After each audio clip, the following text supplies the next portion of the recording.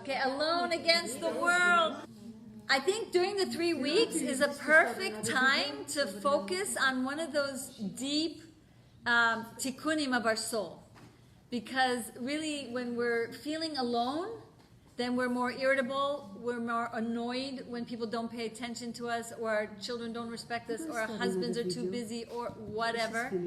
And as I said before, as a counselor, the majority of people, if not all, are alone, and so alone, and tears and buckets of tears of feeling alone, even with big families, or whether they're single, or whether they're married, whether they're successful and have the world loving them.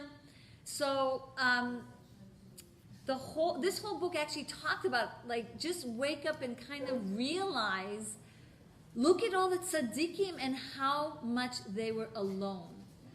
Rabbi Roll actually talks about that man is alone, period. It's going to happen. They're going to feel that way, and women, no matter where their situation is, because it's meant to teach us something. It's meant to trigger within us a yearning. It's meant for us to be God-like, because God is alone. So just like when the Holy of Holies, the curtain opens and the Kohen goes in there, one and one with Hashem in aloneness, whether it was David HaMelech, Rachel, Sarah Imenu, Sarah was alone in the tent, and Miriam was alone outside the camp, and everywhere you see in the Torah, giants, heroes, alone.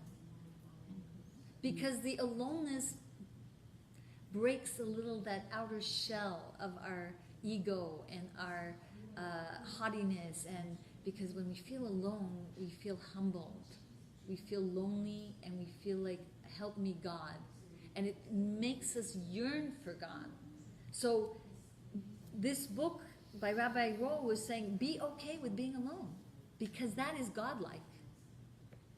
Is that the Hasidim, this was the way the Hasidim used to go into the fields all alone. Absolutely. And then meditate. Abraham, Yitzchak, and Yaakov. Now, why do we want that kind of broken spirit for a little bit? So that we'll, like a crushed shell, that's the outer shell of a seed, then the growth will come. Then you'll be closer to Hashem. Then you'll be able to reach the Holy of Holies within you. There's 1 layer, 2 layers, 3 layers. There is the Luchot. There is the 10 Commandments. There is Hashem. So by experiencing this aloneness, it's actually for our benefit. And it's okay. And once you're okay, like so many therapists this day, embrace your feeling of. Don't, deny it. Don't shove it under the rug. Experience it, but experience it in a good way. Have a paradigm shift in your mind that, it's good to be alone. It's good to be alone in our learning Torah. It's good to be alone in our tefillah with Hashem. When you have so many things going all around you when you're praying, you can't concentrate. So there's a lot of good in aloneness. So we have to maximize those period of times. Why? Even 5 hours of aloneness with Hashem, so that we can do one kind deed that is very truthful. It was worth being alone for 5 hours with Hashem.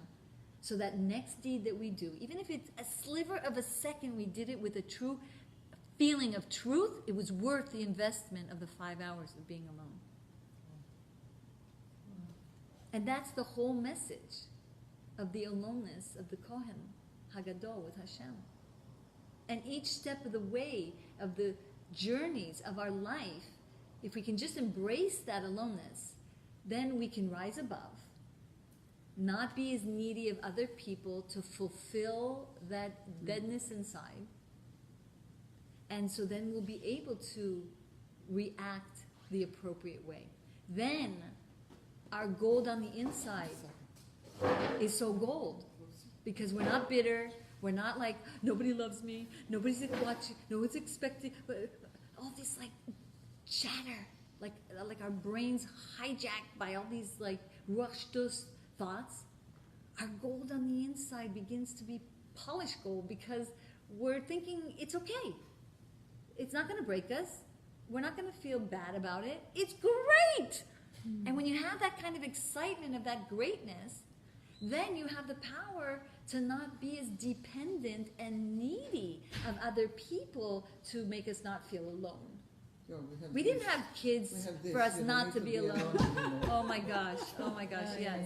We should throw it in the, not in Well, a the lot of fire. kedusha Not has in been the spread fire, from not in these the things. fire, but put it somewhere else. And then once that happens, when our gold is shining in that oneness of okayness and not needing of other people or the attention or the applaud or the honor, then you can more easily now on the outside be gold. Because if you look in the construction of the Mishkan and the Chatzer, and when it describes the holiness of the outer courtyard, it said the outer courtyard is very holy, and the inner courtyard wasn't mentioned in the Torah. If you look at it, it just says it's holy.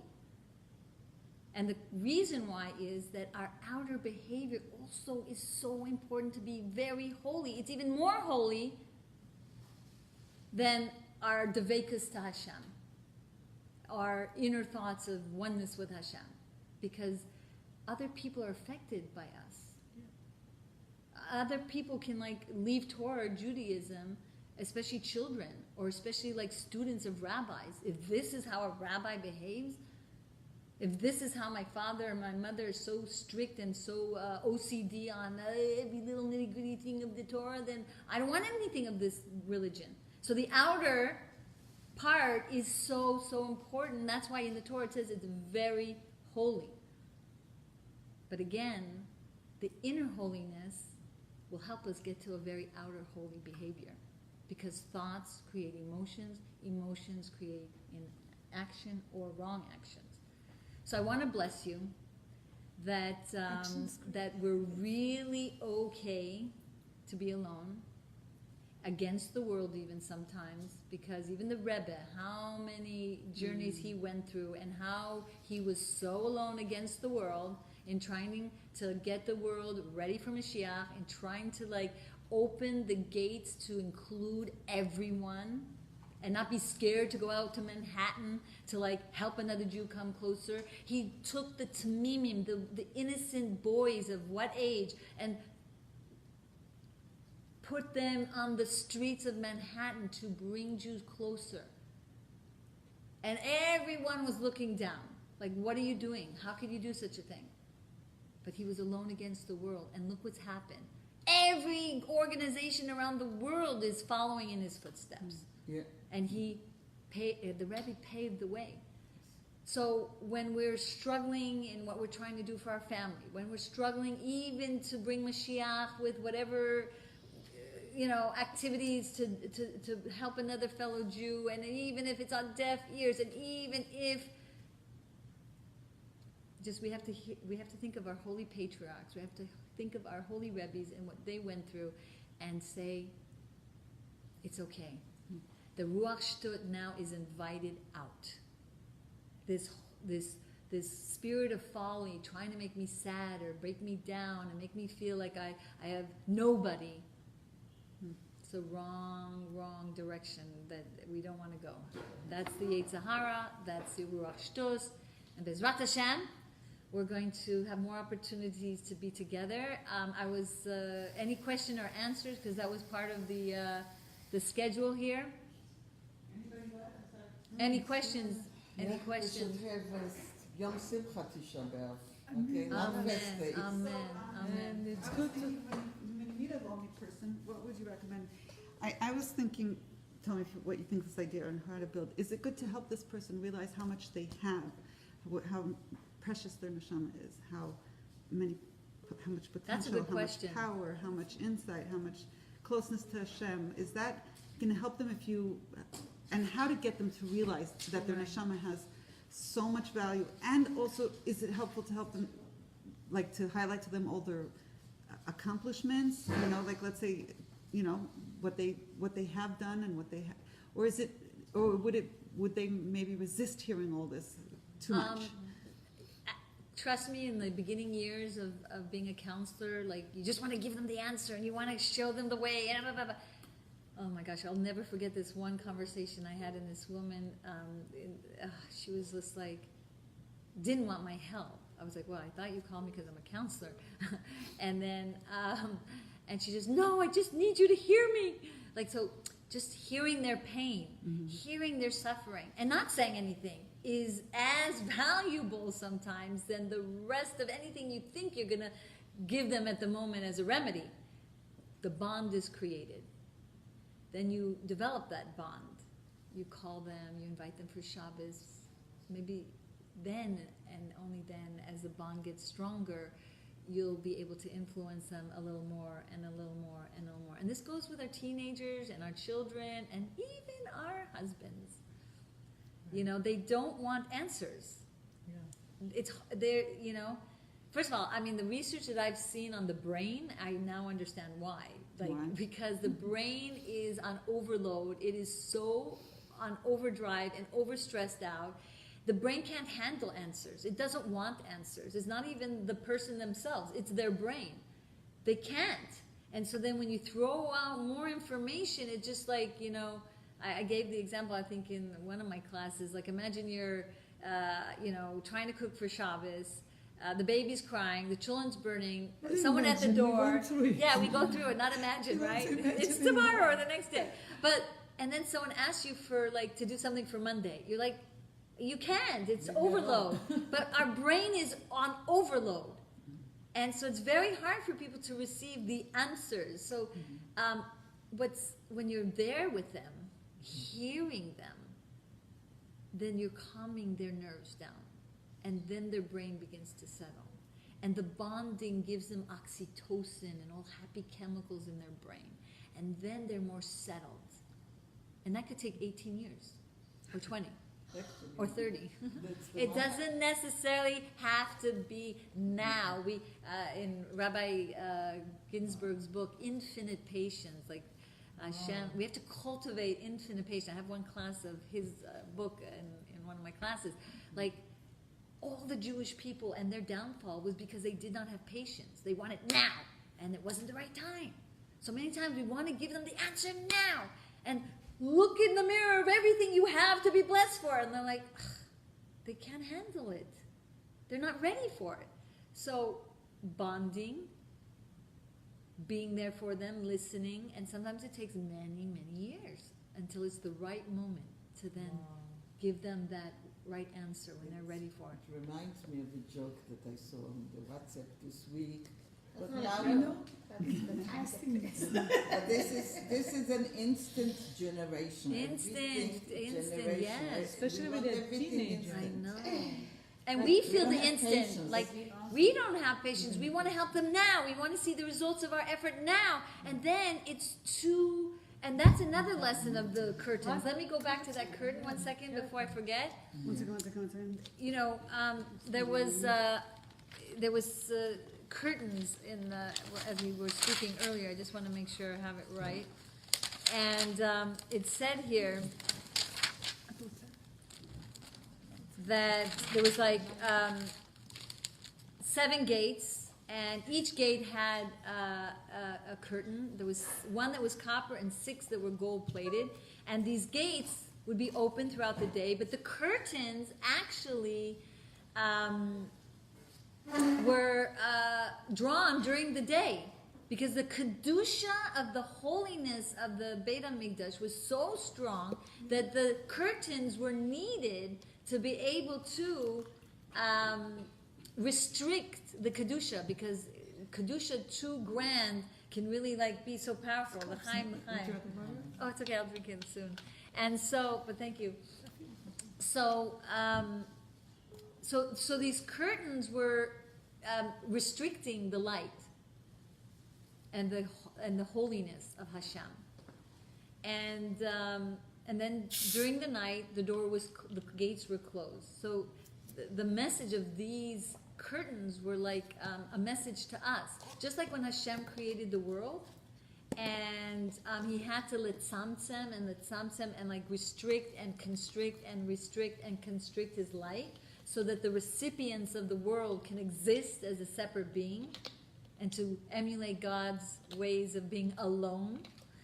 So what happened was, this message is that we also have to learn how to restrict and constrict and not want to be overbearing and not want to be like a zealot with too much netzach, too much endurance, like energy of trying to change them or to convince them or to teach them. They're not ready for it. They just want the love. They want the bond. And so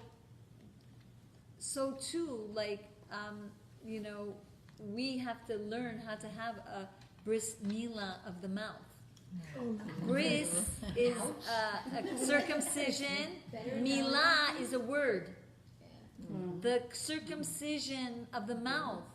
Not to say so much. They're not ready. They don't want. Their brains are on overdrive. The Yetzer Hara also can be a little behind the corner there. It's so interesting what you're saying, because I've been attending 12. Am I clear? Yes. We already gave the shiur. Yeah, we're continuing. She already gave the shiur. This is after. No, Okay. but we asked her to continue the shiur because And I pray that the words coming from my heart are going to enter your heart. So this idea of this, the tools, the prayers become a vessel. The learning Torah becomes the living waters of Hashem's wisdom that then has a place for it to reside. And then every mitzvah allows you to drink from that vessel that you created and from that water that you filled in that vessel so that you can withstand the Ruach Shtutz and the Yetzer Hara. So if a person just barely prays or not prays at all, and they learn, they go to shiurim and they're this and they're that, and they know stuff, but still they come out of the shiur and they're still yelling at their husband or they're still erratically behaving with their children. They know the information and they can even spit it out and say it to someone. But how do you know? Do they really know it in their heart? Did it affect their animal soul? Did it affect their midos? So I actually wrote a book on prayer and meditation, and I brought a lot of sources from Chassidus. And one of the places in Kuntrus Hatefillah, it says the only way to change your animal soul is through meditative prayer.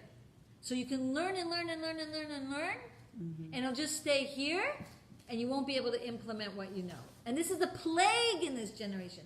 You know how many times I was in experiences and like people like really big and the way they behaved, and even on the phone when I'm talking about like so many serious questions about serious decisions for clients of mine, and or I can't even, it's a whole book in itself. People can know. Please write it.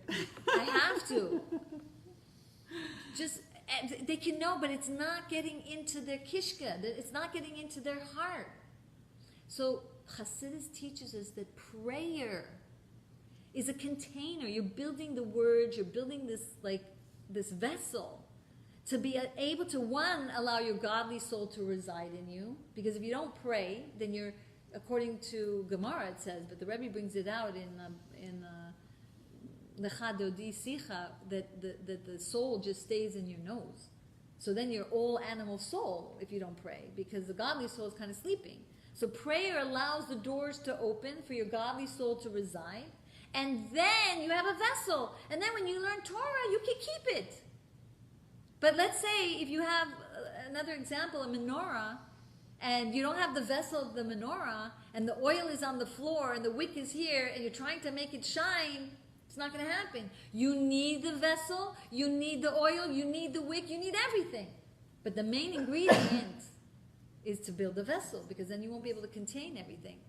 Then once you have the vessel, then you can bring in the Torah learning. But it has to be done with iyun, with concentration, as we learned in the previous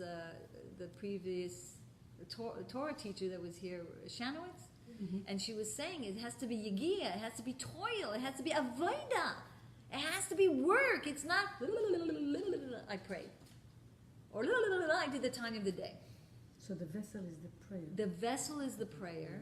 How do you do the prayer With meditation, with his bonanus. It doesn't mean but you could, like you could really and think it through, but it means concentrate on what you're saying. What's the meaning of this word? Why am I saying this particular prayer? Which I invite you to Torah Anytime. I have like 10 or 15 or 20 classes on prayer, and on YouTube also, and my book.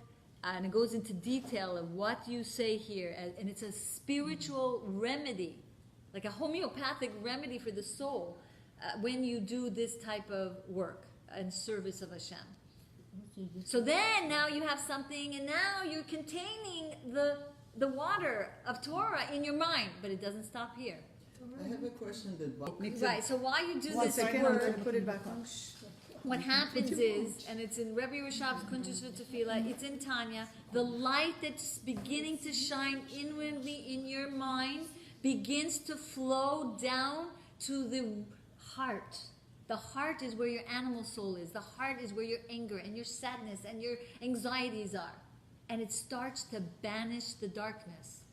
This meditative experience of prayer and then the meditative experience of learning allows the two godly energies to shine inwardly to your heart.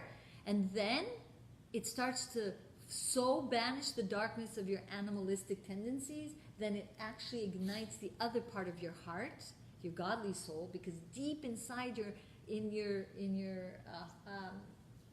we have the animal soul, and deep inside the animal soul there's a lot of good in it. So once the negativity of the animal soul is eradicated by this light of the davening and the praying and the learning, then the good of the essence of the animal soul shines through. And why do we want this? Because the rational mind is a limited being. That godly soul mainly resides in the mind, and and this is from the Sikha of the Rebbe, it's limited. It's not as infinite as the godly energy of the animal soul. Because the animal soul has so much passion, and it's like a wild ox, but it needs to be harnessed. And then together, both the animal soul and the godly soul can reach such great heights, because that's why the godly soul wants to even come down to this world, because it can't really get to such a great place but for the partnership with the animal soul. So when this light begins to shine in your mind, it again flows to your heart, where the negativity of your heart is. It starts to banish the darkness, and then the redemption of this animal soul takes place, and then you have true love of Hashem, true yirat Hashem, true kindness, true patience, true compassion, because everything then becomes redeemed. But if you don't have the full tools, if you do one or not the other, So give us then it stays here, a if summary that, again of the and tools. in and out the other ear. The tools are what? Say it again. Praying with meditation, filling up the vessel with Torah learning, but all deep and meditative, not just blah, blah, blah. And then throughout the day, you'll have this shining light, so that you'll be able to, or what I call it, the hydrated soul now, because now it can quench its thirst throughout the day, because you have you have the vessel, and you did contain the wisdom. But otherwise, the wisdom comes and goes if it doesn't go to your heart. So it's the meditative prayer And the meditative Torah learning. The meditative learning. And this And comes then from apply Torah it Or. in the day into your daily life. This comes from Torah Or, where the Alter Rebbe talks about the digging wells. Why Yitzchak and all the talking about the digging wells. And he says this is the service that we need to do, so that we can continuously be hydrated and function and Can not I be. ask you a personal question? When you write to the Rebbe every night, do you consider that prayer? Yeah, because there's the type of prayer between you and God that is connected to the literal words of the siddur, which is essential. Many people tell me they pray from their heart, and they pray and they have hitbodedut, and it's important and it's good, but it's nothing compared to the ritualistic, Kabbalistic, prescription by God of how to make your soul work. And you have that on YouTube? You bring Yeah, yeah. Well, that's the No, prayer. In a good way. And the only way to really conquer the good I know, I can't. is by conquering yourself. If you can be a shining star with your children, with your spouse, with your neighbors, with yourself, that's it, Dayenu. Then things begin to unfold. I love And then when that inner, like light shines, it's like you can't get enough of wanting to share it. Thank you. Thank First of all, you. you're amazing. Thank you. How do I spell your name? Can you so I send find a you?